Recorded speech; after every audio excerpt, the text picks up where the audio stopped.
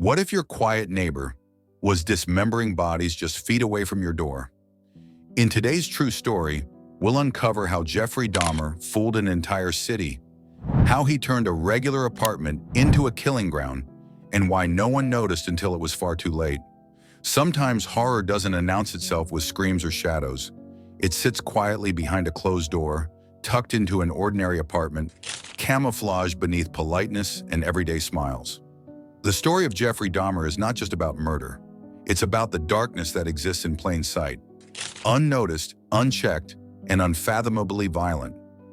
Known as the Milwaukee Cannibal, Dahmer left a legacy soaked in terror. His crimes stunned the world not just because of what he did, but because of how long he got away with it. In this episode of Crime Cipher, we delve deep into the life, mind, and brutal crimes of a man who turned his apartment into a chamber of death and somehow fooled everyone around him. If you crave real stories that haunt, inform, and disturb, don't forget to hit that like button, subscribe, and turn on the notification bell. Crime Cipher brings you the truth that hides behind the headlines. Every single week, the quiet child in the suburbs. Jeffrey Dahmer was born in May 1960 in Milwaukee, Wisconsin. His early years seemed at first glance unremarkable. Raised by Lionel and Joyce Dahmer, Jeffrey grew up in a typical suburban home, the kind where neighbors exchanged greetings and lawns were carefully trimmed.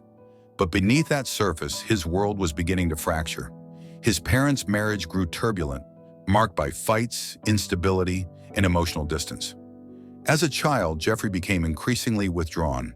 He developed a fascination with dead animals, often collecting roadkill and storing it in jars. The first kill that changed everything. In the summer of 1978, just after graduating high school, Jeffrey Dahmer committed his first murder. He picked up an 18-year-old hitchhiker named Stephen Hicks and brought him home. After drinking together, Dahmer grew frustrated when Hicks wanted to leave. In a moment of impulsive violence, he struck Hicks with a dumbbell, killing him. What followed was the beginning of a chilling pattern. Dahmer dismembered the body and dissolved it in acid. The experience seemed to awaken something inside him. Not just a need to kill, but a need to control, possess, and ultimately destroy. After this first act, Dahmer wouldn't kill again for several years, but the memory never faded. It waited, buried under a fragile mask of normalcy, ready to return stronger than before. The path of obsession and the return of violence. In the late 1980s, Dahmer's killing spree resumed, and this time, it didn't stop. He lured men and boys from bars, bus stops, and clubs back to his apartment, often with the promise of money or photos.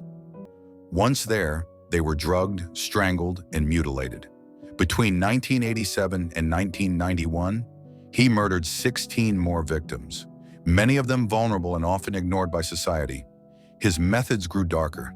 He kept skulls as trophies, stored body parts in his fridge, and conducted gruesome experiments in hopes of creating submissive, lifeless companions who would never abandon him. Inside apartment 213, the scene of unspeakable horror. Dahmer's apartment at 924 North 25th Street was more than just a crime scene. It was a shrine to his madness. When police finally entered apartment 213 on July 22, 1991, they found a place steeped in death. Photographs of dismembered bodies lined the drawers. A human head sat in the refrigerator. There were 3 more in the freezer. Acid-filled vats held decomposing remains. His home had become a modern-day house of horrors.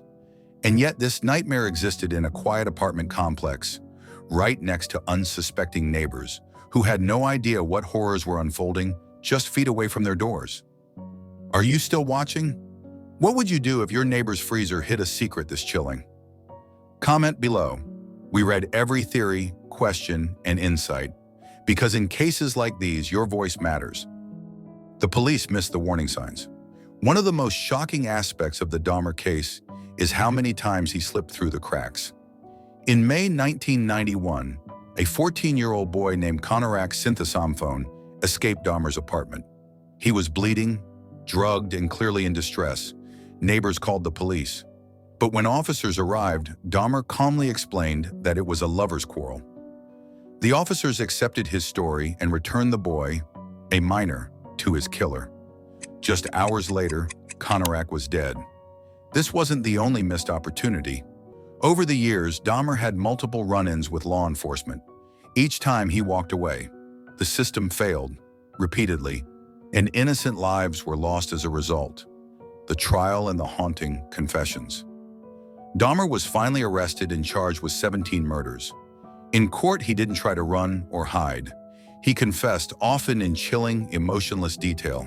His voice was calm, his eyes rarely blinked. He described what he had done without remorse or hysteria. Psychologists and legal experts struggled to understand his mind. Was he legally insane? Did he understand right from wrong? Ultimately, he was found sane and sentenced to 15 consecutive life terms.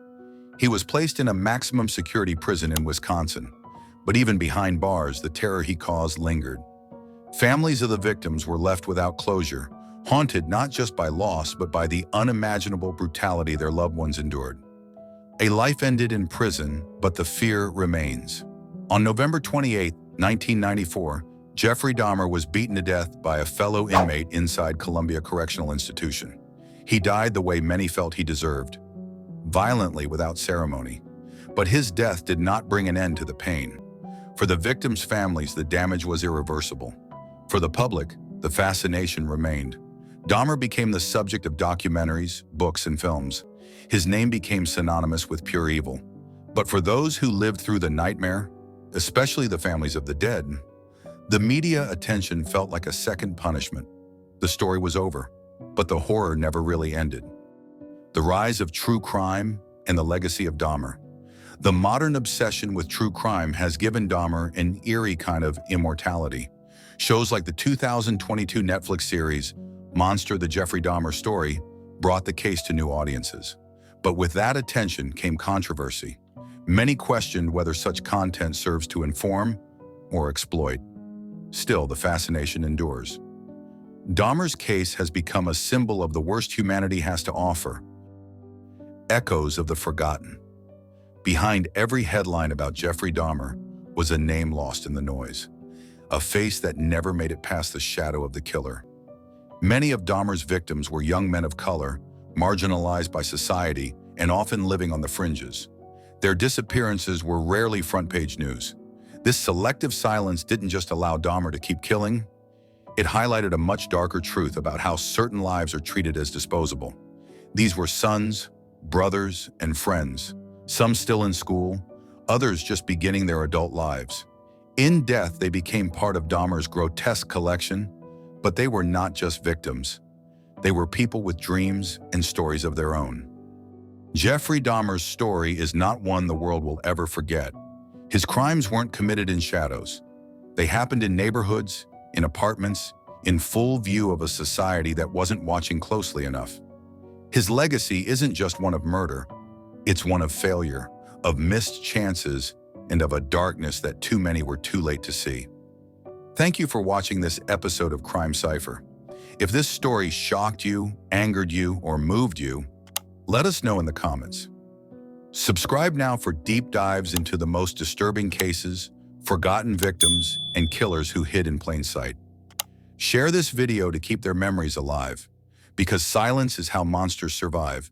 And if you're hungry for more truth-telling, binge our playlist of hidden horror stories right now. Linked on screen and in the description.